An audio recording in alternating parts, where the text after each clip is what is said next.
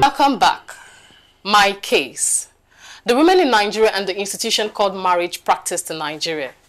In Nigeria, the intersection of gender roles and marriage reflects a complex interplay of cultural, religious, and socio-economic factors.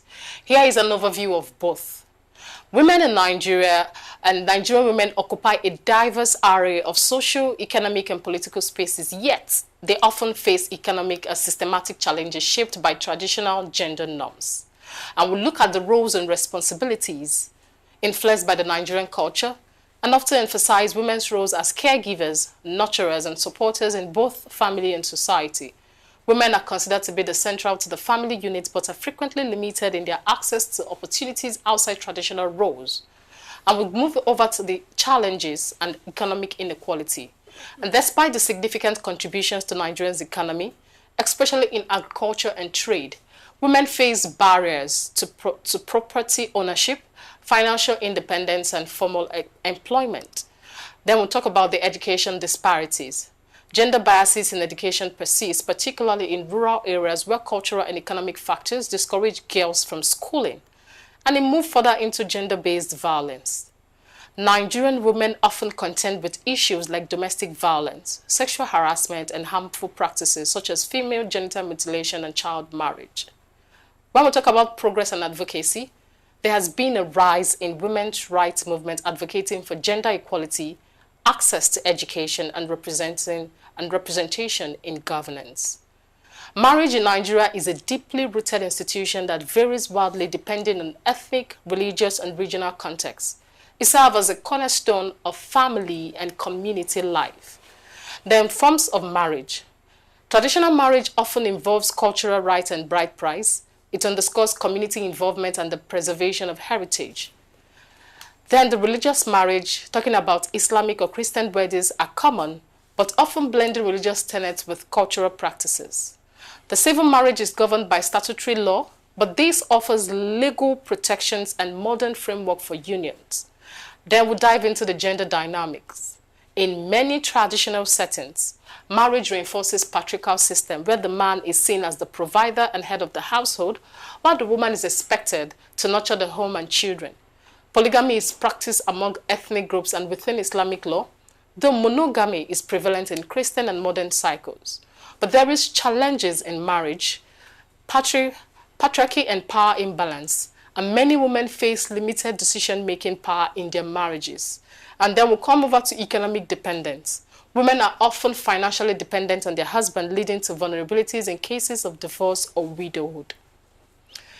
We will not overlook societal expectations, because there is a significant pressure for women to marry and bear children, sometimes at the cost of personal ambitions or well-being. The evolving trends also play a role. Increasing urbanization and education have led to shifts in marriage dynamics, with more couples opting for partnership based on mutual respect and shared responsibilities. Women's empowerment initiative and legal reforms are slowly challenging restrictive norms around marriage. In summary, the roles of women in marriage and women in Nigeria and the institution of marriage are deeply interwoven, reflecting both the rich cultural diversity of the country and its evolving social norms. While traditional practices still hold sway, there is a growing push towards gender equality and modernization, with women asserting their rights in both marriage and society at large. Now, let's have a conversation. We the women. We the women. Women lives matter. This is a thesis. And interestingly, you did not put your verdict. But, well, I think the verdict can be summed up as, the fact that women put in so much into marriage in Nigeria, into the institution of marriage, like you put it, in Nigeria, but don't get as much as is expected, or something commensurate. They don't get commensurate rewards, for what they put into marriage. Yes, we know that ours is an evolving society. A society where many things, many practices that you regard in other parts of the world as outdated are still prevalent. And you talked about the man being regarded as the sole provider or the lead provider, of the home and all of that. It places women at a disadvantage. Because you hear the debate these days, what does a woman bring to the table? And you now find that also there is this idea, which I don't know. My opinion, I think it's even though it appears it's women that promote that idea, but it's actually misogynistic. It's actually working against women. When you say that the man's money is our money, the woman's money is her money. I think that actually truly works against women because, when the man begins to maltreat the woman, there is little or nothing she can actually do. Yes, because one of the things that, ensures respect in a union, whether in a business, in a family and all that, is your ability to also be financially involved. When you're not financially involved, the man pays the school fees, he pays the rent, he takes care of the car, he buys the car, he fuels the car, he maintains the car, he does everything, and the woman all she does... Sorry to cut you short. What of those that have been financially involved? There's a story I read this morning. The woman have actually helped the man from nothing for over 15 years. The woman helped build the business. All of a sudden, the man is not saying the woman is doing nothing. Now he's not making money. And no, the woman is doing nothing. How do you mean? She's not part of the business? She's part of the business. The woman was even a banker before the man married. No, is she a director? You know some, okay, for example. Okay, they have been doing it as husband and wife. Yeah, that's part of what I'm talking about. I was going to that place, to that point. Financial education is very important. That's why I was saying that there are some practices in some parts of the world that have become outdated, but are still expected. Here women say, I labored with him when he had nothing. No! These days, there must be records and there must be conversations about, hello, what are we putting into this marriage? If the man is doing business, let him set up a company and make the woman a director with commensurate directorship in the business. So it's differ. Yeah. Well, go ahead. Beg to differ. You see, I so much love the African culture. We're all products of the African culture, and there's a reason why the African culture is very distinct away from the Western culture. Usually, when it is believed from the African culture that you don't split bills. Yes, women, you don't split bills. That's why when you see an African, visit the Western world, and they see where in the house where husband and wife is living, everybody splits the bill. You bring your own, I bring my own. I take you out for a lunch or whatever it is. I pay 50-50. For us, it is so strange. Right? And why is it strange? Because the African culture makes it so honorable that you, as the man of the house, literally, metaphorically, that you are the king of that palace. And what does the king do? Where does he place the woman? You are the king. The king. It's not a kingship. But it's not a kingship. No. Marriage is not a kingship. No, it's actually a partnership. You see, that is where the Western influence comes in. But that also empowers the woman, because you see the way you see some men who throw their wives out. They just wake up, one thing or the other, they just throw the woman out without anything. This is something like this that also powers domestic violence. Without anything. Are you sure? Domestic violence. Are you sure it is done without anything? Because there's no smoke without fire. No.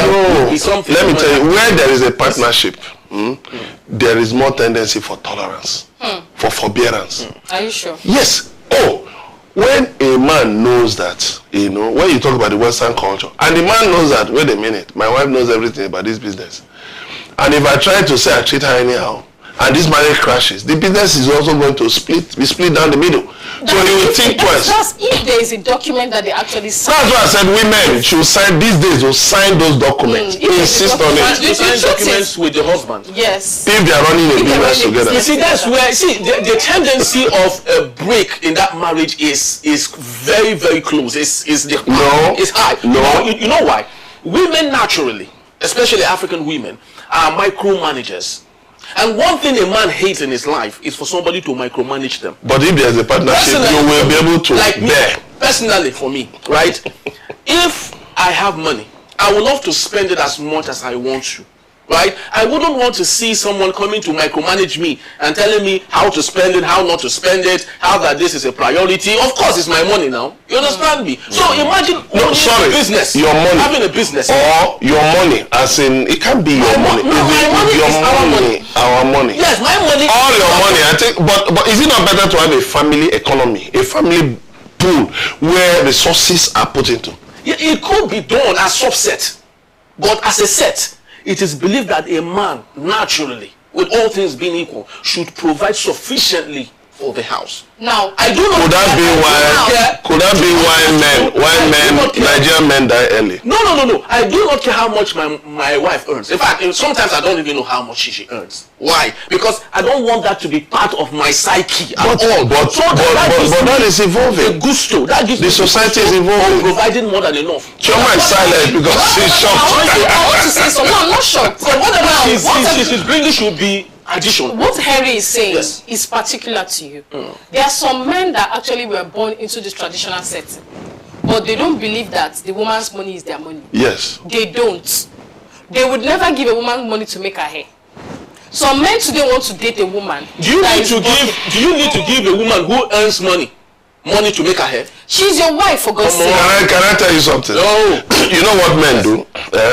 Some men these days, they worked out a formula. What they will do is maybe they will invest in an asset, maybe a property, and then tell the tenants, give the tenants, the woman's account to be paying into the account, and tell the woman, this is for your hair, this is for all that, and cosmetics and all that. But to be honest with you, I don't think it is good enough for a woman that makes money, a woman that makes money regularly on a monthly basis. I don't think it's good enough for a man to give her money to take care of herself. So how is he the king? It is her responsibility. How is he the king? Do you know what to do for her? She claimed to be a king. How is he the king? Children now. A king takes care of his kingdom. Okay. The woman is the person you married. So before the children. Our money now is our money. Well, I said our money is not. Everything enters into. Okay, now our money is our money. Before we go into the next case, let's cite Sanusi's statement to his daughters to to prepare themselves, and when a man hits them, they should actually slap back. That is to actually prepare herself and give herself the self-defense against domestic violence. Now, in the north, where some of them practice the Sharia law, that has not been a law that has come for women to actually get to defend themselves. What do you have to say about that? Because a lot of women these days, even in our society, even our religion, as Christians, they say a woman builds her home. And that have actually get to improve, or should I say, enable the lackadaisical attitude of a lot of men to stand up, to be men of morals and ethic. And because of that, some of them just retire back to the field and don't do anything, especially the right things.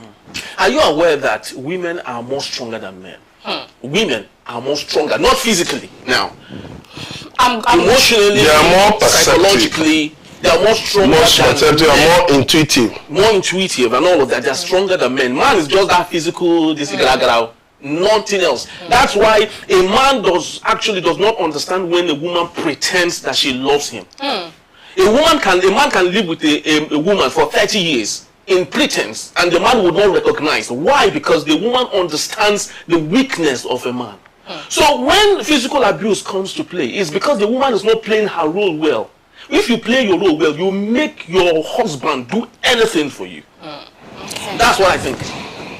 Okay, and when we return, General Henry Igbebike will present to us the intriguing case of Kemi as she deflates Shetima's ego. At the heart of this case lies a war of words between two prominent public figures, Kemi Benok and Vice President Kashim Shettima. Stay with us.